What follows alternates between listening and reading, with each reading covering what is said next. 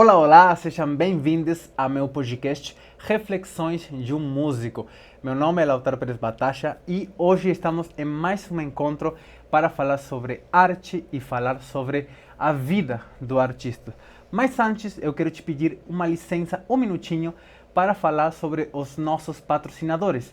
Quem faz isso aqui possível? E o primeiro é a empresa CM Assessoria e Propaganda, uma empresa especializada na comunicação estratégica, criação de conteúdo de qualidade e posicionamento de marca. Se você tiver uma empresa, um empreendimento, o teu nome, a sua marca e precisa alavancá-la e ser uma autoridade nas redes sociais, é com a CM que você precisa conversar. E o segundo patrocinador é Lauti Cabeleireiro, um spa de cabelo na cidade de Mogi das Cruzes com atendimento personalizado e individual. Um lugar pensado para cuidar de você como um todo e não só do teu cabelo. Agora sim, vamos lá. Hoje estou com um representante da cultura musical mogiana, oriundo de Jacareí, mas em Mogi das Cruzes há muito tempo, já com 25 anos na área da música, atuando no país, e ele é compositor, violonista, arranjador, cantor e formador. Hoje conosco, Gui Cardoso. Bem-vindo, querido. Obrigado, Lau. Muito obrigado, viu? A gente precisava dessa desculpa para se esbarrar, né? Sim, precisávamos. Tudo bem? Tudo bom, e você? Como que estão as atividades? Como que estão as coisas? Trabalhando bastante, como sempre, em várias áreas, né? Tocando bastante também. Eu trabalho com escrita musical, transcrições Claro. de partituras e tal. E também gravando meu segundo álbum agora. Comecei agora em abril, começando o segundo álbum. E é isso, trabalhando bastante. Eu queria justamente falando sobre teus álbuns, que agora você está com o segundo, eu queria te perguntar, por que eu não sei posar? Bom, o título Não Sei Pousar veio de uma das composições do álbum, que é o homônimo à faixa, e foi composta a música, a parte A e a parte B da música são minhas, e a poesia, a letra é do Gabriel Tarragó, um grande poeta, radicado aqui em Mogi também, que ele é do Sul, mas é radicado aqui em Mogi, professor de psicologia da UMC, e um grande amigo. E numa fase qualquer da minha vida, eu fiz a melodia e eu lembro até hoje que a gente sentou na casa da namorada dele, na época, e eu falei, cara, tem uma música, e comecei a mostrar a melodia.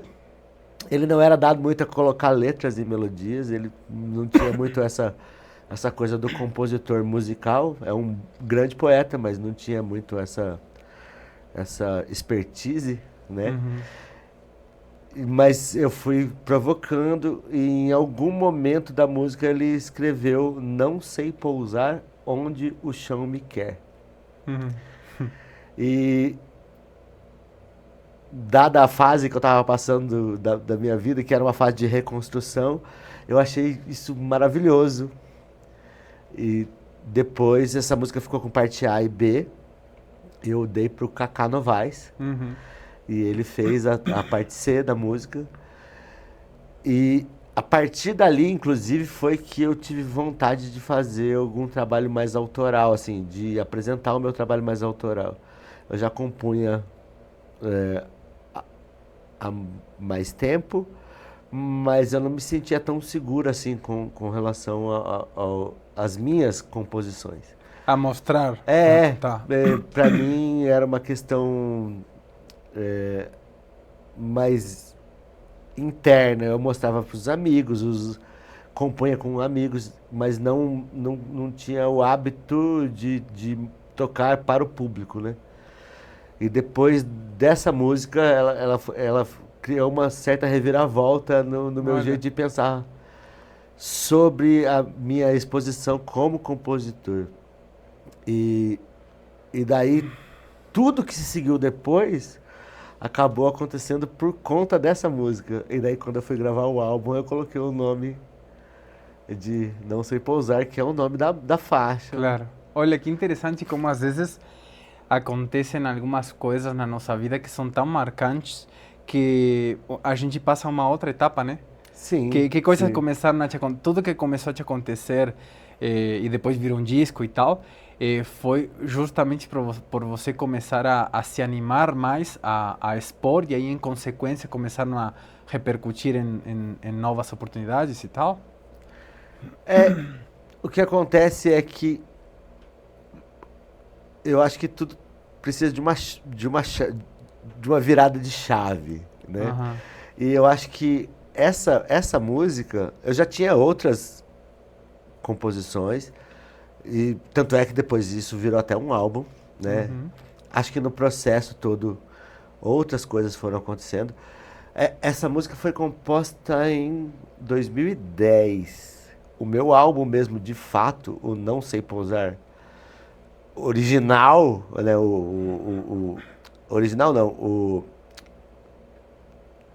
o definitivo claro, saiu em 2017, mas houve outras tentativas de gravar esse álbum antes. tá, Mas essa canção ela foi o estopim mesmo, ela foi o que virou a minha chave psicológica assim do compositor. Eu preciso gravar um álbum.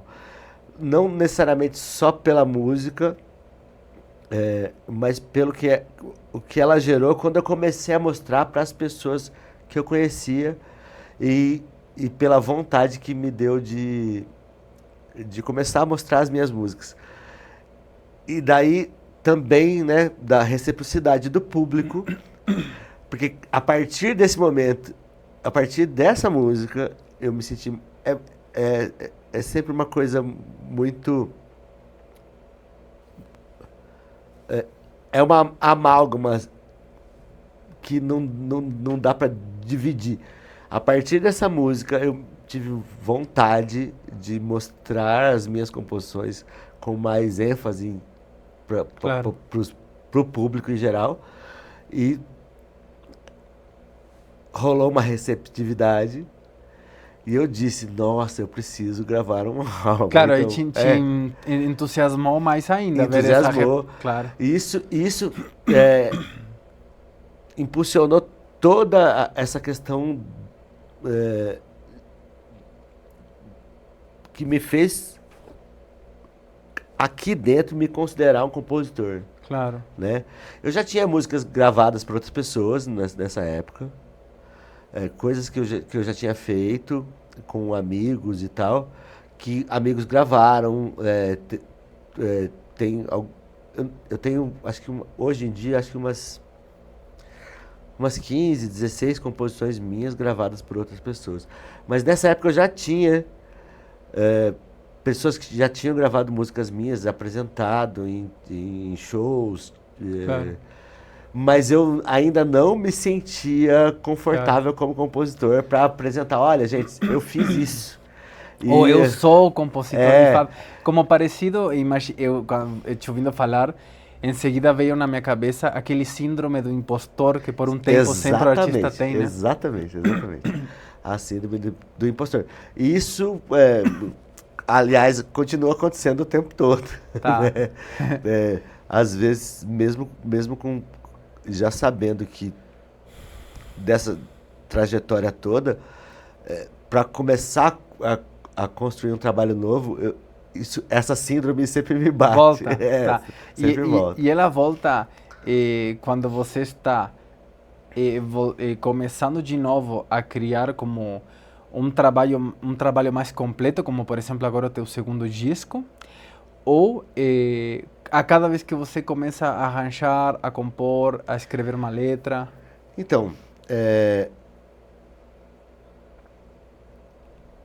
primeiro, esse segundo disco, daqui a pouco a gente pode até falar mais sobre ele, porque Tá, tem tudo a ver com isso, tem tudo a tá, ver com essa questão do público. Mas eu sinto essa questão da síndrome do impostor. Acho que cada vez que eu vou começar uma composição nova. Ah, tá. Porque eu penso muito antes de fazer uma música.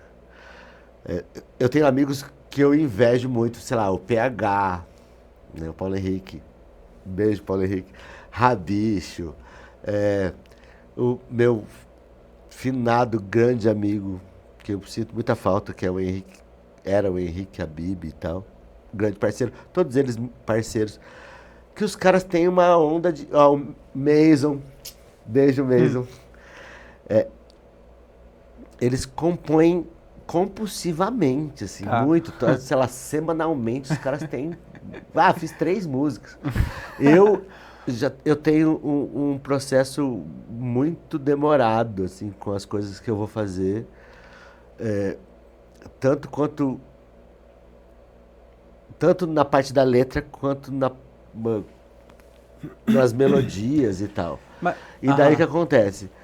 Tudo demora muito. Mas você acha ruim? Não, eu não acho ruim. Tá. É o meu processo. Eu já descobri Claro. que é o meu processo.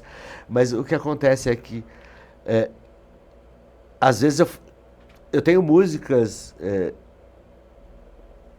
melodias com harmonias completas, tipo parte A, B, C, que estão feitas desde, sei lá, 2015. Gravadas no meu gravador e tal. E às vezes eu vou lá, volto nelas e falo, eu vou fazer uma letra para isso. E eu demoro muito, e eu sou muito chato comigo mesmo. Então, isso me faz ser tomado pela tal da síndrome do impostor, sabe? Mas aí uma hora sai e é legal demais. Tanto é que a maior parte das minhas composições são parcerias. Tá. Meio um pouco para te empurrar a que saia, né? Eu tenho nessas músicas. Esses dias eu estava vendo lá, caçando coisas que eu já fiz. E, sei lá, eu cataloguei para mais de 20 músicas que estão prontas. Estão prontas, assim. E é muito 20 que músicas. eu tento escrever letra e não consigo. Eu tenho uma facilidade muito maior em escrever letra para os outros do que para as minhas músicas. Cara, que interessante isso. Então, o que acontece? Você já analisou o porquê? Já fez terapia com isso? Não, eu faço terapia. Mas você já analisou esse porquê? Não, ainda não. Eu tô cuidando de outras coisas na terapia, por enquanto. É ordem de prioridades, né? Sim. Claro. Mas eu acho que tem muito a ver com isso. Bom, na terapia eu já tratei muitas vezes essa questão do quanto eu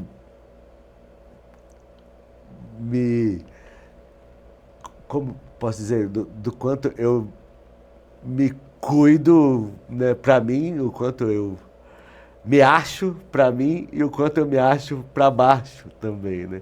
Então isso é uma questão que eu tô tratando em terapia faz tempo. Mas essa é uma recorrente na arte, né? No mundo dos artistas. Mas essa relação com a composição, eu posso conjecturar que quando alguém me dá, vamos supor, você me manda uma melodia, dizendo que coloca uma letra. Eu acho que a partir da hora que você me mandou, a partir da hora que um parceiro me mandou, eu tenho uma obrigação de fazer. Claro. Né? Como são as minhas, eu acho que inconscientemente, agora falando sobre isso, parece aqui que a gente está tratando terapeuticamente.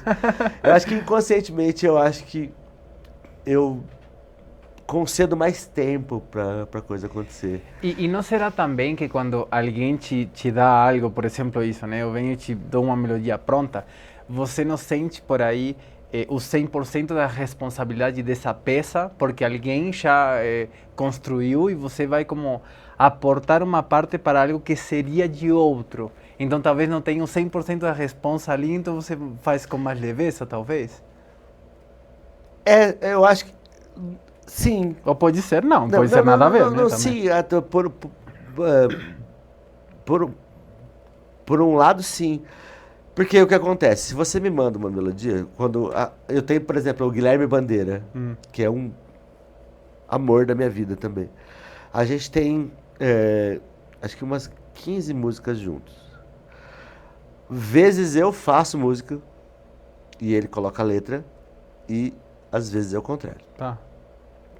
Mas só que existe ali, muito entre aspas, assim, guardado muito humildemente, um padrão de excelência, Claro. para nós dois. Claro. Então, quando eu escrevo alguma coisa, quando eu letro, né, parafraseando Vinícius de Moraes, vou letrar uma música. Quando eu coloco a letra numa música dele, assim que eu mando, olha, ele diz, cara, mas eu não gostei disso, eu não gostei daquilo. E daí a gente resolve e eu falo, mas e aí, o que você acha dessa parte e tal? E enquanto não fica bom para os dois, a gente não... Que da hora, cara. A gente que parceria boa, a gente não mostra, claro, mas também não desiste, claro, né, daquela ideia. Já com alguns outros parceiros, já aconteceu várias vezes, por exemplo, de eu mandar uma letra, uma música, uma melodia para alguém, o Rabicho vai ficar bravo comigo, mas o Rabicho foi o que mais fez isso comigo. Eu mandar uma música e às vezes ele mandar uma letra, eu falar, Rabicho, não gostei disso aqui, cara, não sei o que. Fica bravo, eu fico bravo, fica bravo, não sei o que e tal. A ponto de às vezes não saber, se a gente não souber contornar o processo, a música se perde. Claro. Então, mas com o Guilherme já é muito louco, porque todas as vezes que eu mando uma música pra ele, ele faz uma letra e fala, cara, mas esse pedacinho eu não gostei. Ele, não, peraí, então vamos... Claro. E daí, no final das contas, sempre sai coisa boa, porque passa pelo crivo dos dois. Bom, quem vai dizer depois se a música ficou boa ou não somos nós, é o público, é o público, né? Mas assim, internamente eu acho que a gente, das 15, a gente tem um grau de 15 músicas com uma excelência, sabe? Claro. Para os dois. E daí, quando eu faço sozinho, o que acontece é que na parte da composição, eu já começo com uma ideia do que eu queria dizer sobre aquilo, né? Vou te dar um exemplo. Eu tenho, desde a época da pandemia, 2020 para 2021, eu comecei a fazer uma não é uma moda de viola, porque ela é em 2x4, então, né? Mas é uma canção mais sertaneja, assim, né? De alguma forma sertaneja. E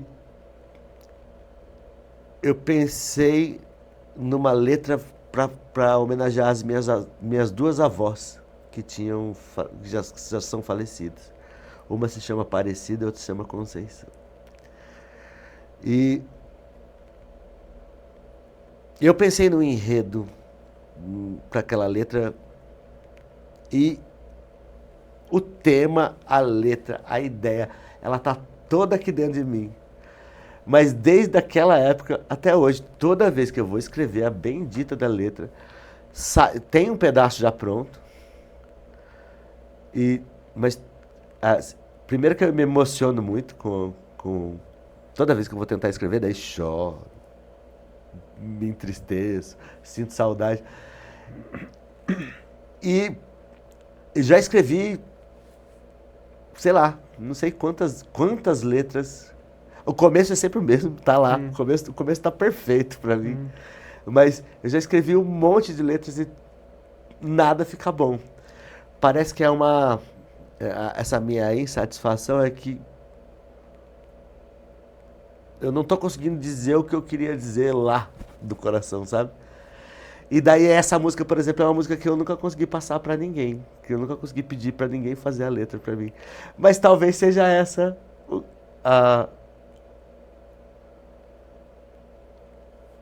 a opção.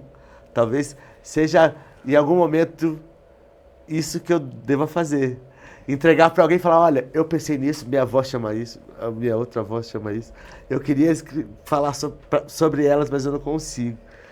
Então eu tenho essa relação com algumas das minhas melodias, sabe? Eu acho tão lindo ouvir você falar sobre o teu processo criativo e me faz pensar sobre duas coisas. Primeiro, talvez seja, né, isso de que você precise dar para alguém, mas a sensação que me deu, com muita sinceridade, é que essa música é muito sua, muito cara. minha, exatamente. É tão sua que abraça até sair, né? Como em algum momento vai sair, mas eu sinto que é sua demais como para dar Sim. para alguém, como para teu parceiro, por exemplo, né? Inclusive depois, bom, aqui depois nos bastidores, eu tô com ela gravada aqui no celular, eu vou te mostrar. Mostra para mim, por favor, por favor. É uma modinha, assim, uma modinha sertaneja.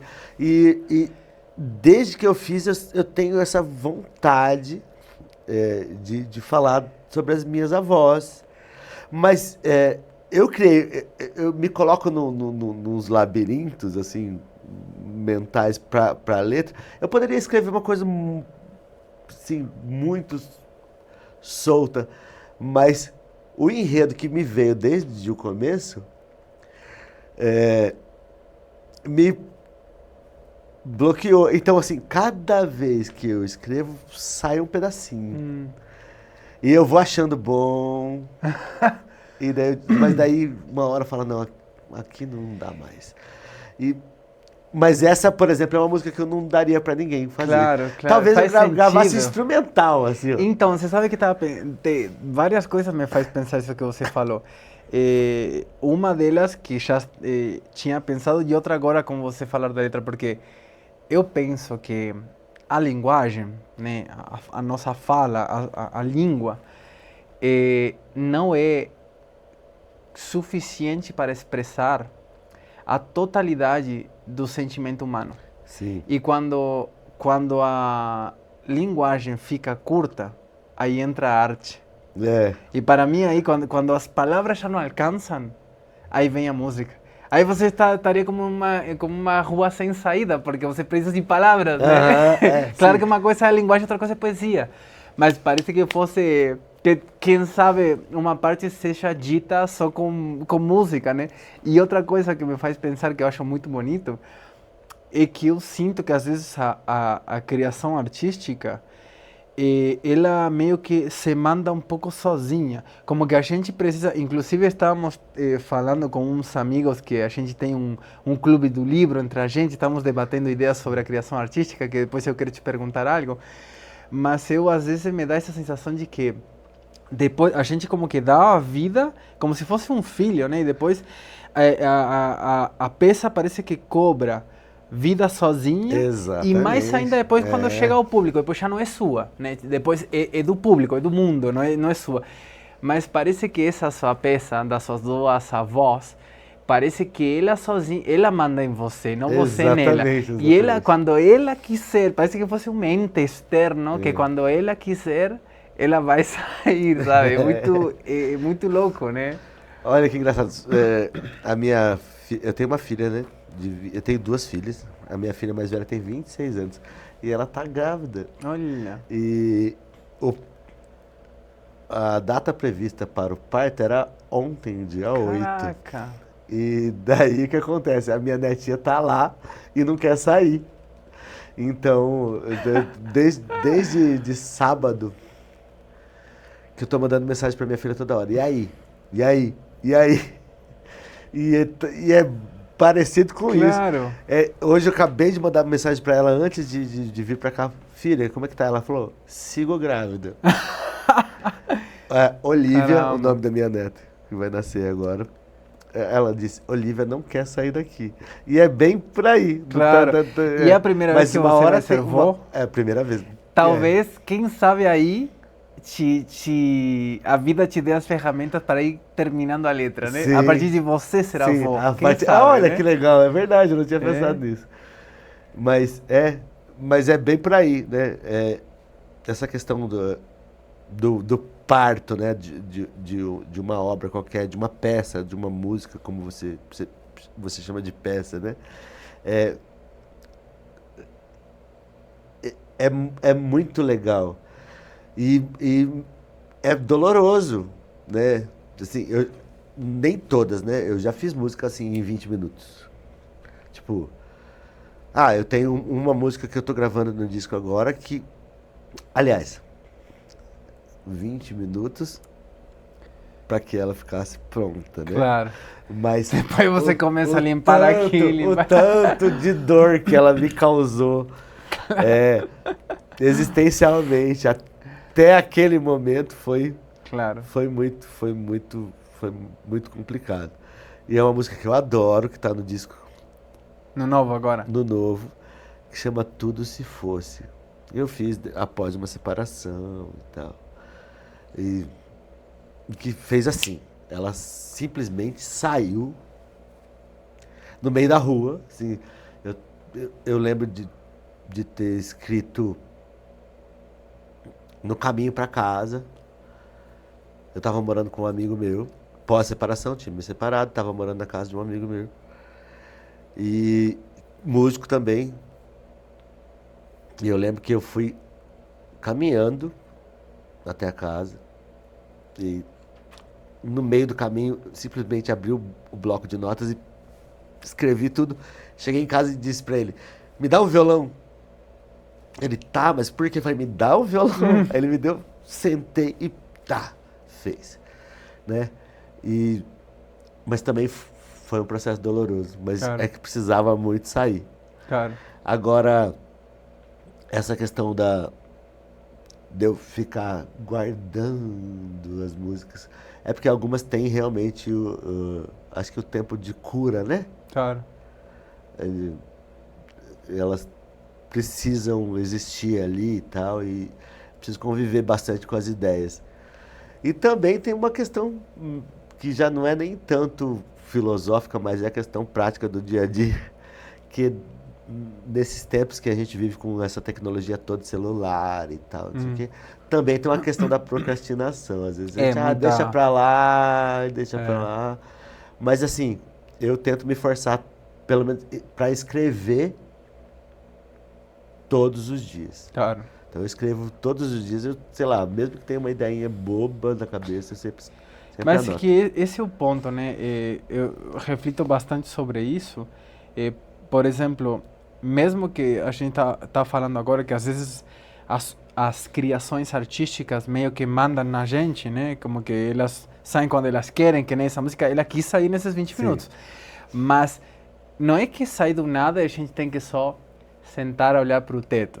Não, ela sai, porque é como supostamente atribuem essa frase a Picasso, que ele fala, a inspiração tem que te achar trabalhando. Sim. Tipo, ela vem, a gente não controla a inspiração, mas quando ela vem você tem que estar aí trabalhando, ou seja, essa capacidade de você ter escrito essa música após a sua separação e tal, que você adora, também é porque você vem trabalhando na sua habilidade, que é escrever todo dia. Essa parte do 99% de transpiração, de suor, né? Tom Jobim falava isso, né? E aí, claro, e a inspiração a gente não controla, e por isso eu acho muito da hora, e tem muito artista que começou 2000 a fazer uma música que veio, o final veio em 2024, e assim, mas no meio desse processo todo, a pessoa não parou de trabalhar em afinar a sua habilidade como você, que você escreve todo dia, né? Então não é essa ideia de que ele surge sozinho, né? Então, eu escrevo todo dia alguma coisa, escrever, como poema, né? Ou eu escrevo crônicas também, contos, mini contos e tal. Mas não, quase nunca pensando em música.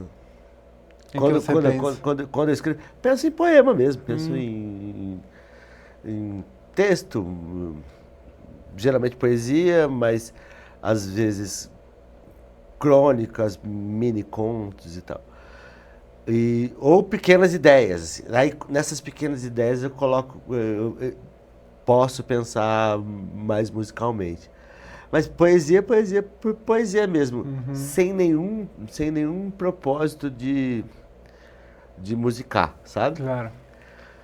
E quando me dá essa vontade, eu pego, então eu vou fazer música, vou fazer letra para aquela música. Aí trava. Aí trava. Cara, Porque o que acontece, a gente falou da questão do instrumental, né? Eu poderia colocar essa música como instrumental.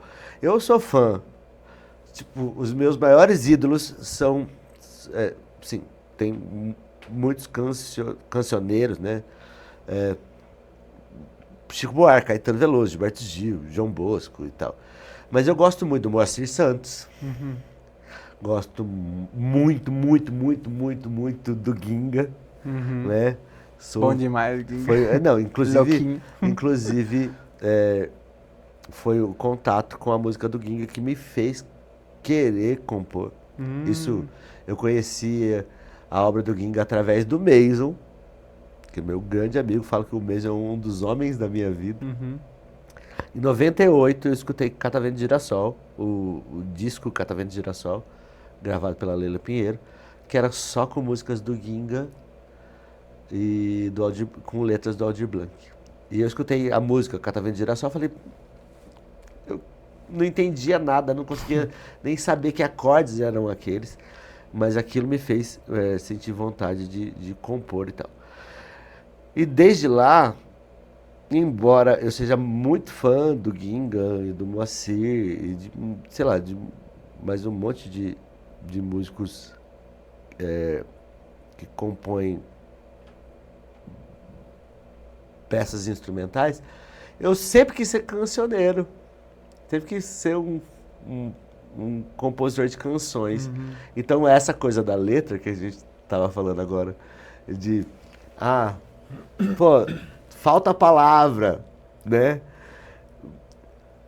Talvez seja esse, agora falando sobre reflexões de música, talvez seja isso que eu deveria abdicar em algum momento. Falar, não, deixa essa música aí só com música. Como Com música, como uma peça mesmo, né? Mas eu insisto em fazer canção, insisto em colocar palavras, sabe? Talvez depois desses pensamentos que você está tendo agora e do nascimento da sua neta, talvez você esteja em outro lugar com outras... porque é isso, né? A arte, a criação artística é vida, volta à arte, né? Inclusive, sim, uma coisa que justamente com esse grupinho que a gente tem de Clube do Livro, estávamos refletindo sobre essa questão de quando a pessoa sofre, ou dos momentos de grandes sofrimentos, a capacidade do ser humano que tem de transformar grandes dores da vida em arte.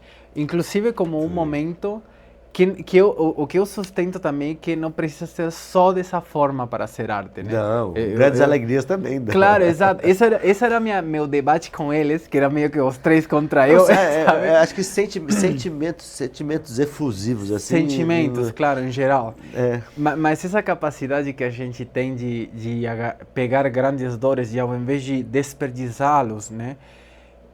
Transformá-los em beleza, é uma coisa incrível que temos como seres humanos, como artistas e tal. E inclusive eu sinto que é um instinto de supervivência, né? E aí te pergunto, você sente que as suas melhores criações são através dos momentos de dores? Algumas, sim. Mas não só. Nem todas, viu, galera? Nem todas. Não, isso aí sei lá, pensando em músicas, por exemplo, né? Pensando só na parte da música, né? Porque poesia, como eu disse, eu escrevo todo dia, então... Claro. Eu não escrevo... Aliás, eu escrevo muito pouco sobre mim, sobre o que eu tô sentindo. Isso é uma dificuldade, inclusive. Pô, eu tenho 2 filhas e eu já fiz muitos textos, assim, mini crônicas, contos sobre coisas que a gente viveu e, assim, textos poéticos para elas e tal, assim, mas composições mesmo, músicas muito poucas mesmo. Para mais velha até eu fiz mais, porque eu era mais jovem, né? Porque eu fui pai com 17 anos. E ela tá com 26 agora.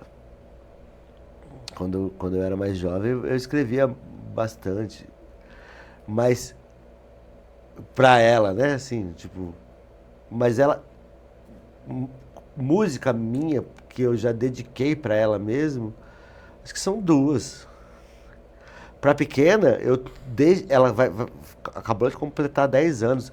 Até hoje eu escrevo um monte de coisa e até hoje eu não consigo sentir que nada do que eu disse com aquela alegria toda é capaz com esse amor todo, é capaz de traduzir o que eu quero dizer pra ela.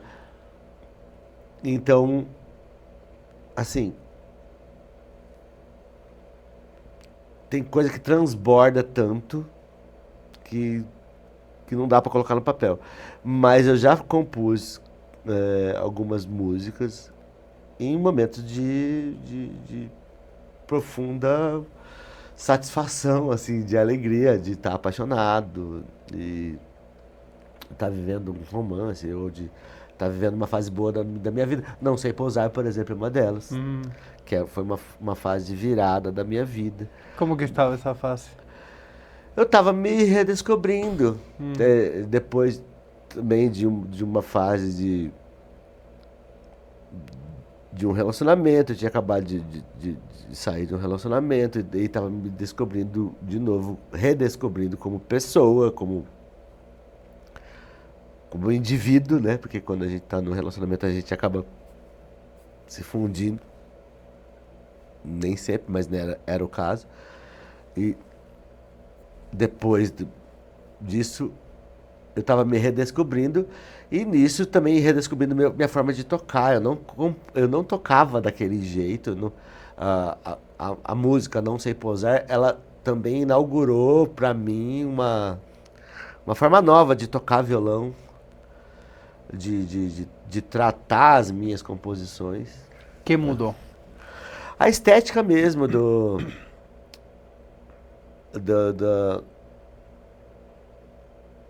da construção musical. Aliás, acho que Não Sei Pousar inaugurou um jeito meu de compor que depois nunca mais eu larguei.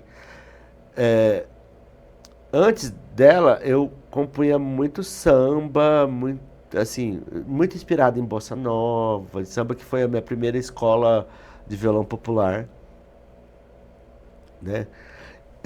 Eu comecei estudando violão popular, assim, tocando qualquer coisa, tocando tudo, como todo mundo, tocando pop rock nacional, tocando rock internacional, tocando sertanejo, tocando sucessos do rádio, pagodes da Transcontinental, dos anos 90 e tal. Mas daí depois comecei a escutar MPB por um lado mais regional, por um lado mais acho que gradual, assim, né? Comecei escutando a MPB mais no raso e depois fui. Se é que tem um raso, não é que tem raso, mas assim, musicalmente falando, né? Violonisticamente falando. Sim, mais complexo. E Menos complexo. de menos para mais, né? Do menos Claro. pro mais. Até que chega no Ginga lá, e daí eu vejo, Claro. pô, não, tipo, não que eu acho que o Ginga seja, tipo, o complexo do complexo, mas o Ginga mesmo disse uma vez numa entrevista dele com o Jô Soares que a música dele é complexa e simples como uma rosa. Eu acho isso muito bonito. Você, né? É porque a rosa é ali, ela tá ali, ela é simples. Mas você olha por dentro e fala, nossa. Então, isso. Mas eu tive todo um caminho. E aí, nesse meio do caminho, eu cheguei na Bossa Nova, que para minha idade, para aquela época toda, eu tinha 17 para 18 anos, 16 para 18 anos ali nesse período. Comecei a aprender a tocar bossa nova, tocar Tom Jobim, tocar Vinícius de Moraes, tocar... Aí o primeiro contato com o Djavan, com Chico Buarque, tudo. E daí uma certa complexidade ali para tocar o instrumento. Com aquela idade, sem saber ainda exatamente padrões estéticos, né? Não entendia muito da estética, só queria tocar tudo aquilo e tal. E daí fiquei muito estacionado nisso durante muito tempo. E tudo que eu compunha, a maior parte do que eu compunha, ia mais para esse lado da bossa nova, daquela mesma pegada de mão direita e tal. E daí, nessa época, um pouco antes da música do Não Sei Pousar, eu comecei a me abrir um pouco mais assim para ouvir coisas mais modernas que a bossa nova. A bossa nova é moderna, né? Mas tinha coisas acontecendo esteticamente. Aí eu comecei a dar mais atenção pro Lenine, pro Chico César, pro Zé Cabaleiro, pro Mosca. Comecei a ouvir John Mayer, por exemplo, né? Para citar alguém de fora. E, assim, uma coisa que sempre me seduziu, né? É o que me faz gostar de tocar violão, o que me fez gostar de violão a vida inteira, eram exatamente as assinaturas, assim, né, dos compositores, né? Hoje em dia, eu posso dizer que, pelo menos dos artistas que eu gosto, se eu escutar o João Bosco tocando, mesmo que não seja ele cantando. A Maria Bethânia está cantando uma música e tem um violão tocando. Eu vou falar, pô, esse cara que tá tocando é o João Bosco. Pela mão, pelo jeito que tá tocando. Já aconteceu isso. Uma vez eu lembro que eu tava lá no Bara Total. Celcinho, beijo também. E tava tocando uma música da Adriana Calcanhoto. Uma música do disco da Adriana Calcanhoto, mas a música do Dorival Caymmi. E daí a música tinha uma introdução de violão, assim, um violão bem bonito e tal. Mas quando a Adriana começava a cantar, andei, andei, todo o caminho deu no mar. Eu lembro que o bar estava vazio ainda, e eu ouvi o violão e disse pro Celso, eu falei, Celso, quem tá tocando esse violão é o Ginga. Ele falou, é mesmo? Eu falei, é. Aí eu falei, mas a introdução da música não foi o Ginga que fez. Caraca, mano. Daí ele falou assim, mas como assim? Como você sabe, né? Tipo assim, como assim? Eu falei, cara, porque o violão da introdução é diferente. Mas quando ela entra cantando,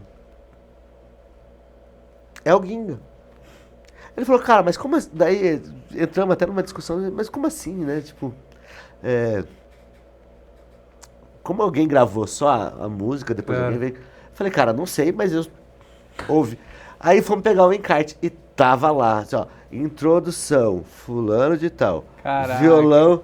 Então, assim, essa questão da assinatura foi uma coisa que eu fui descobrindo, inclusive com grandes amigos aqui em Mogi, o Daniel Tretel, também, que infelizmente faleceu, que era um grande amigo meu,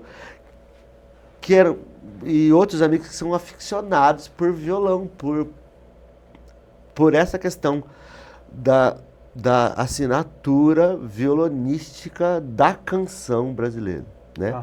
Então, se você escuta Gilberto Gil tocando violão, no disco da Marisa Monte, você sabe que é o Gilberto Gil.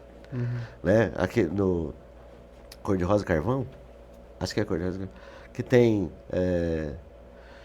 solidão é lava que cobre tudo. Né? É o Gil tocando violão. Eu escutei esses dias Vive, do Djavan. Desencana, meu amor, tudo na voz da Maria Bethânia. Mas é o Djavan que tá tocando violão. A mim me aconteceu uma vez isso. Eu não tenho tanto, acho que não com tanto artista seguramente quanto você, de saber tanto a assinatura, mas me aconteceu de estar escutando uma música assim bem pop e de Alejandro Sanz. Sim, sim. E aí eu falei, cara... Maravilhoso, inclusive, né? Sim. Todo trabalho maravilhoso. Sim, e como toca? Ele toca genial, lindo. não, genial, swingueiro pra caramba. Pra caramba. E a voz dele, é mais gostoso escutar um vídeo dele de alguém que pegou um celular e está ele no meio do living. Você vê como ele é melhor que num baita estúdio, assim, um disco gravado. Você vê como ele é foda vendo num vídeo caseiro dele, no living da casa dele. Sim, sim. E eu falei, mano, eu acho que esse aí é Vicente Amigo. E aí fui ver depois e era, tipo, tinha uma parte de solo de violão flamenco, coisa não tão típica nas músicas de Sanz, apesar que ele é meio flamencão também. Sim. E no jeito dele cantar é meio flamenco. E era Vicente Amigo, que eu adoro esse cara. Sim. Um baita de um guitarrista, de um violonista flamenco, como um dos meus favoritos. E é muito da hora falar, nossa, olha que da hora. Você conseguiu entender a assinatura. Bom, eu estendi tudo isso para dizer exatamente isso. O que acontece? Por conta dessa cultura de escutar os violões, assim, dos meus compositores preferidos, eu também fui criando o meu jeitinho de fazer. Claro. Então, o que acontece? Na hora de compor, assim, eu sempre penso natural, como toda pessoa, no campo harmônico, na harmonia, para onde que vai aquilo e tudo mais. Até de uma forma mais crua no começo, mas depois eu faço assim, dou aquela horizontalizada em tudo e vou olhando cada acorde um por um e vou tentando criar um desenho que é particular meu, mas isso veio a partir do Não Sei Pousar. Ah, tudo a partir de lá atrás. Cara. E como que está agora esse teu novo disco que está em processo de criação, de gravação? E você está de novo também descobrindo um novo Gui Cardoso nesse novo disco? Então, é legal, eu acho muito legal essa história, particularmente. O que acontece? Durante esse tempo todo de carreira, né? Considerando que eu também não sou nenhum artista grande, nem nada. Sim, cara. Não, grande do sentido midiático, né? Sim. Não, bom, não me acho grande de forma nenhuma, mas assim... mas quis dizer agora de forma midiática. Não precisa andar com segurança na rua, para que não te não, pare. Deus me livre. Isso nunca, não quero nunca para minha vida. Nossa, seria horrível viver assim. Não, exatamente. Inclusive, olha que interessante, vamos chegar lá nesse ponto. Durante esse processo todo que eu venho vivendo, muitas vezes, como acho que a maior parte das pessoas... Viu o Lenine falando esses dias que estava a fim de desistir, parar, né? E é o Lenine, né? Daí até que gravou esse último disco aí, o Eita. Mas assim, durante esse processo todo e durante esse monte de bateção de cabeça, um monte de murro em ponta de faca que a gente dá, muitas vezes eu pensei em desistir disso. O Henrique Habib, eu falo que era meu pai adotivo, que eu adotei, que faleceu. Não vou falar que era, vou falar que é um grande compositor. Tem muita música linda. E daí, quando ele falava, a gente começava a falar de música, eu falava, caramba, cara, você fez essa música, que lindo isso e tal. Ele falava, eu faço música pra enfiar no cu.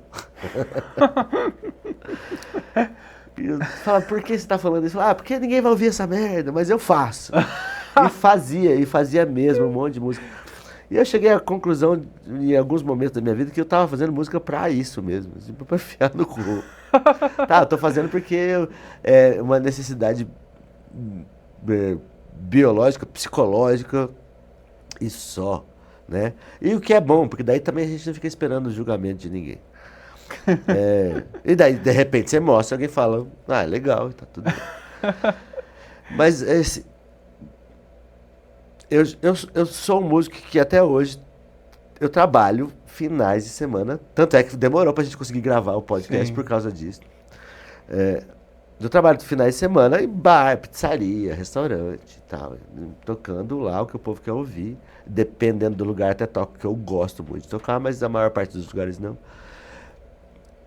E assim, chegou uma hora que eu falei, ah, meu, acho que eu não. E algumas vezes assim, ah, eu não quero mais isso. E todas as vezes que acontecia isso comigo, algum sinal do universo, assim, não vou dizer só divino, mas vou colocar pro universo, acontecia. Então, em vários momentos da minha vida, quando eu tentei parar e disse, ah, dane-se, vou fazer um teste para caixa de supermercado e trabalhar com isso. Sempre aparecia alguma pessoa que dizia, cara, eu tava ouvindo uma música sua. E eu falava, pô, tá ouvindo uma música minha? E isso aconteceu várias vezes na minha vida. E a última vez, a última não, né? Mas uma das últimas vezes que isso aconteceu e que me fez ter esse start foi no meio de 2024. Não, pra lá do meio, acho que em outubro de 2024, eu tava. 2024 foi um ano muito bom pra mim, assim, eu fiz várias apresentações, toquei com a orquestra sinfônica, fiz um especial do Djavan com a orquestra sinfônica, fiz um show meu no Sesc e me apresentei em vários lugares com coisas autorais, mas mesmo assim, chegou lá em outubro, eu tava assim, ó, e pensando, ai, meu, não quero mais fazer nada disso. E foi um dia que eu tava bem deprê, eu tava passando por uma depressão mesmo, assim, eu tava mal comigo mesmo e tava tentando entender o que tava acontecendo, até que eu descobri realmente que não era só existencialismo, não era depressão mesmo. E o Manuel Uhum. Mesquita do Galpão, Arthur Neto, do nada, no meio de uma tarde de quarta-feira, assim, eu lembro. Eu tava trabalhando, dando aula na Underground, escola de música que eu trabalho há muito tempo, que agora não é mais Underground, mas até então era.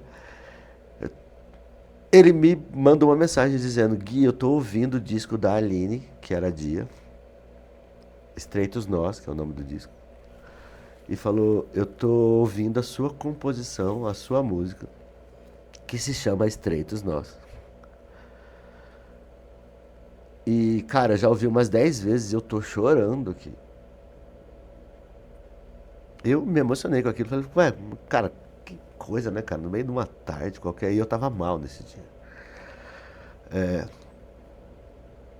Ele falou, Gui, já ouvi umas 10 vezes e tô pensando aqui, como que você arrumou de escrever isso e tal. Eu fiquei tão feliz, cara. E falei pra ele, Manuel, você não sabe o bem que você me fez. Porque exatamente nesse momento eu estava pensando em jogar tudo pro alto. E, sei lá, vou vender miçanga, sabe? Fazer sanduíche natural. Deixar isso pra lá. E daí, como ele também, né, administra o galpão, ele falou, Gui, você não quer fazer um show seu esse ano ainda, pra acabar o ano e tal? A gente já tá em outubro, novembro, dezembro. Falei, então vamos marcar. Falei, vamos sim, vamos marcar pra dezembro e tal. Foi 15 de dezembro de 2024. E daí, ele falou, então você coloca um título no show, né? Dá um nome, faz uma produção pra isso e tal. E vai lá tocar suas músicas autorais. Aí eu fui pra casa pensando nisso e fui pensando nessas pessoas. Essas pessoas que durante esses anos todas as vezes que eu pensei em desistir, a pessoa que apareceu assim, ó, do nada, falou, tava ouvindo uma música sua e tal. E eu fui lembrando, né? E eu não coloquei nisso, nesse bolo, né? As pessoas que são parceiros musicais. Então eu coloquei pessoas com quem eu nunca tinha feito música. Porque era muito fácil ligar para um amigo meu, parceiro, e falar: e aí, qual música nossa a gente toca no show? Eu toco no show. Mas eu fui lembrando das pessoas que eu conheço que me deram essa força, sem saber, né? Que me encontraram na rua um dia e disseram: cara, eu tava vendo essa música. Já aconteceu coisas absurdas nesse ponto, assim. Eu lembro que uma vez eu tava muito mal, assim, logo depois também desse término de relacionamento que eu disse antes, que eu saí do meu trabalho e passei no lugar pra beber, comer e tal, não sei o quê, e saí andando e de repente um carro parou do meu lado e um cara falou: ô, você é o Gui? Eu falei, até assustado, né? Sou eu. Prazer, fulano. Cara, a hora que eu tô ouvindo, e o cara aumentou o volume do carro, tava ouvindo o meu disco, sabe? Eu fui lembrando dessas pessoas todas e gravei um vídeo, né? Eu falei, eu vou chamar essas pessoas para escolherem o repertório do show. Aí eu gravei um vídeo genérico. Olha, se você está me ouvindo, se você está recebendo esse vídeo, procurei as pessoas no Instagram e tal. Pessoas que tem gente que eu não via há muito tempo.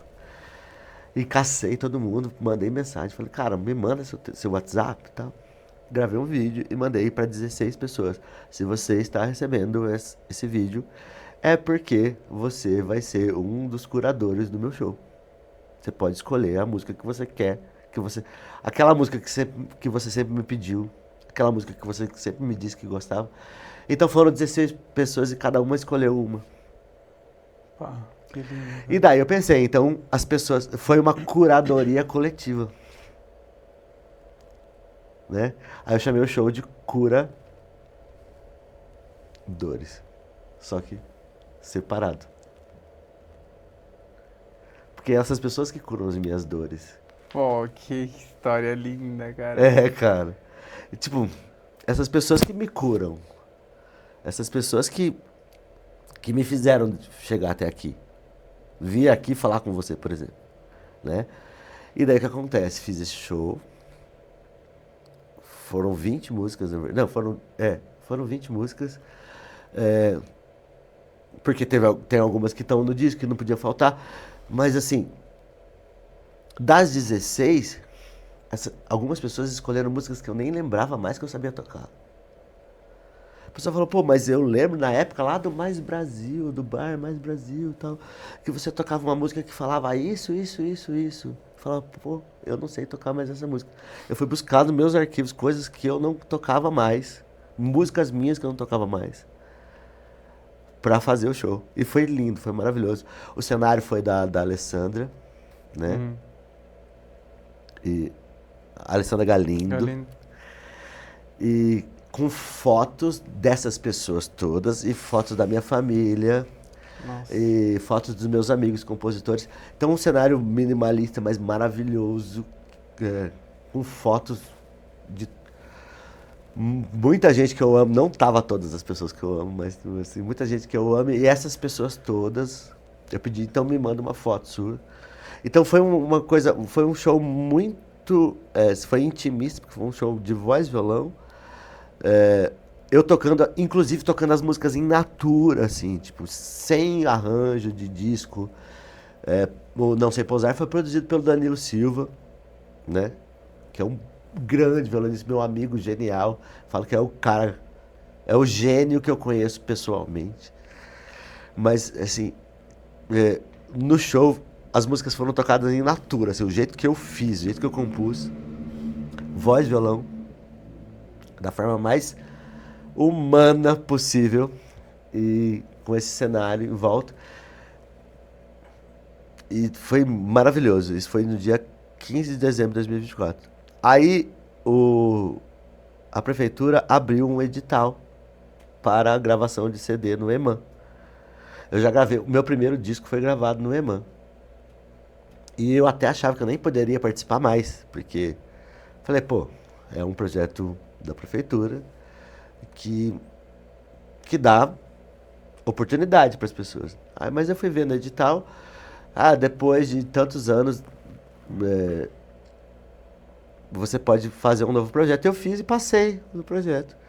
E o disco está sendo gravado agora, o Curadores, que das 16 músicas escolhidas, maravilhosamente, 6 eram músicas que eu já tinha gravado, que estavam no meu disco e tal. Mas 10 ou foram gravadas por outras pessoas, foram gravadas pela Aline, pelo Pedrão Habib, pelo Rabicho, o Evandro dos Reis, Matheus Sartori gravou e tal, mas eu não, a Aline, mas eu não gravei. Então são músicas que não estão gravadas na minha voz. Então ficou 10 músicas certinho para gravar no disco. Então tá sendo feito agora o Curadores. Cara, eu posso te confessar, eu tô sensibilizado, cara. Que legal. Eu tô me segurando, porque eu tô sensibilizado com a sua história. E a gente que somos artistas, eu acho que temos uma sensibilidade um pouco a mais, né? E pensar na diferença que as pessoas fazem na vida da gente me quebra minhas pernas, mano. Tô me segurando para não chorar. Ai, que bom. Mas... Não sei se que bom, mas tá bom. Não, eu acho bom, porque é lindo se sensibilizar desde esse lugar bonito porque para mim o mais lindo que tem o ser humano é a capacidade de amar. E eu não gosto muito quando escuto muita fala de que as pessoas são isso, que as pessoas são ruins, que o ser humano... Não, cara, tem muita gente que é maravilhosa. Exatamente. E muita gente que é incrível. Muitas vezes, tristemente, o mal faz muito mais barulho, muito mais fácil que o bem. Mas a gente tem... o mundo tá cheio de gente muito incrível. E eu posso, assim, pensar rapidamente em muita gente que faz, por exemplo, a minha vida fazer muitíssimo sentido. E eu penso muito em como, às vezes, a gente sempre creio que temos que estar predispostos. Eu sempre falo que eu sou muito amigo das palavras. Eu gosto muito de expressar o que eu sinto. Eu gosto de alguém, logo mais já tô... Nossa, mas como eu gosto de você, sabe? Eu também, mas assim. não é falsidade, né? Sempre quando é sincero. E eu acho que a gente não tem, às vezes, não faz ideia como a gente pode transformar a vida de alguém. Ou como pode a gente dar um significado para alguém, ou salvar alguém, por exemplo, cada vez que você estava assistindo, via não era um pensamento, uma ideia sua, era uma pessoa. Movida e como a pelo gente, universo, movida pela divindade do universo. Sim, é claro, com milhões de coincidências que tiveram que acontecer para essa pessoa chegasse e esbarrasse com você no teu caminho, né? Mas é tão bonito pensar no que podemos gerar de bom nos outros e os outros na gente.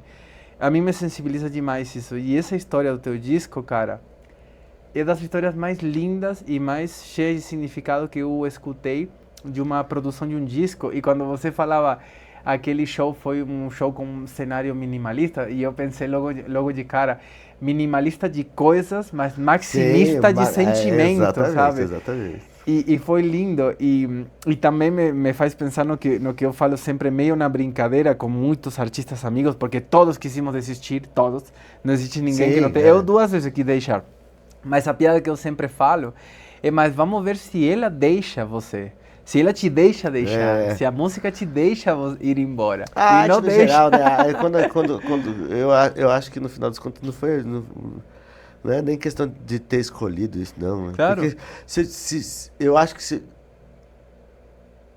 essa vontade de ir embora, às vezes, dela, é exatamente porque ela insiste em ficar. Como...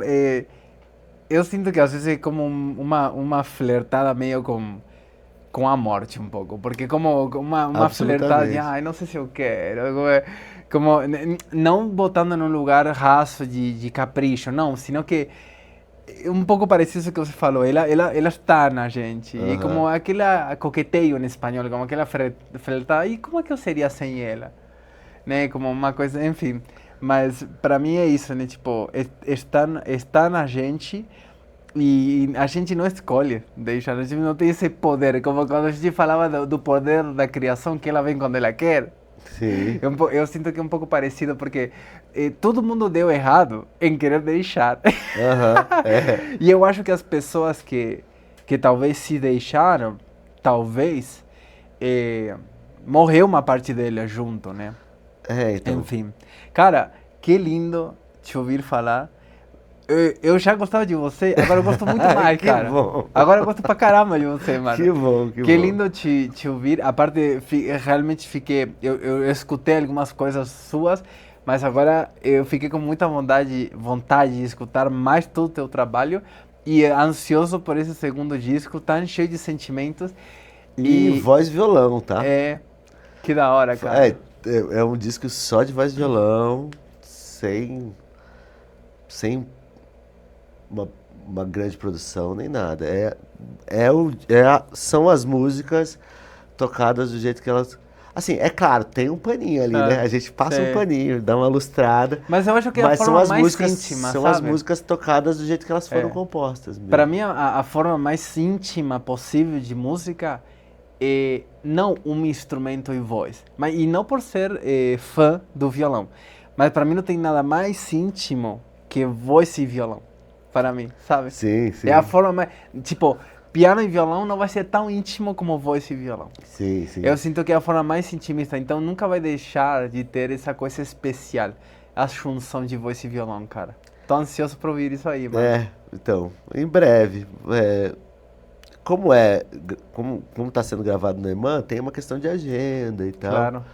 Mas assim, eu acho que ele vai ser finalizado mais rápido do que o outro, né? O outro demorou um tempo maior, porque o primeiro álbum foi gravado com muita gente maravilhosa, inclusive, né?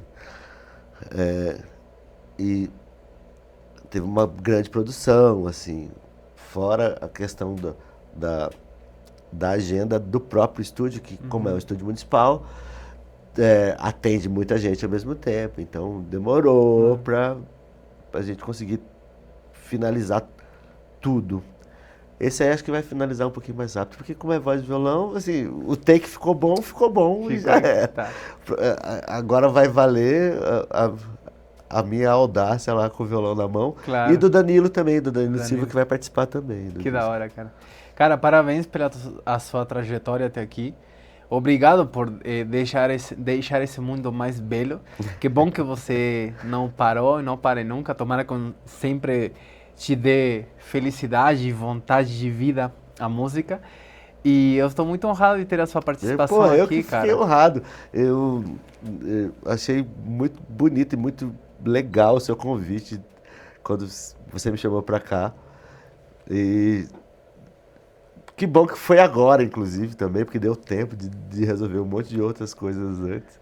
Foi no Mas seu que tempo. bom, muito obrigado pelo convite. Eu que agradeço e quem sabe você volta uma próxima vez com a música da sua voz terminada. Não, sim, mas bom, mesmo que eu não volte, quando eu terminar eu te mostro. Claro, isso. Cara, muito prazer. obrigado mesmo, viu? Obrigado, Malte. Obrigado mesmo, querido. Foi uma honra. Gente, isso aqui foi mais um Reflexões de um Músico com um cara lindo, maravilhoso aqui, Gui Cardoso. Sigam ele nas redes sociais, acompanhem seu primeiro disco, Eu Não Sei Posar, e agora Curadores, que vai sair em breve. Vale muito a pena conhecer o trabalho desse querido aqui. Muito obrigado. Se você acha que esse projeto de podcast faz sentido para você, te interessa, acompanhe ele, compartilhe com as pessoas que são sensíveis com a arte, se inscreva no canal. Meu nome é Lautaro Pérez Batacha e a gente se vê no próximo capítulo.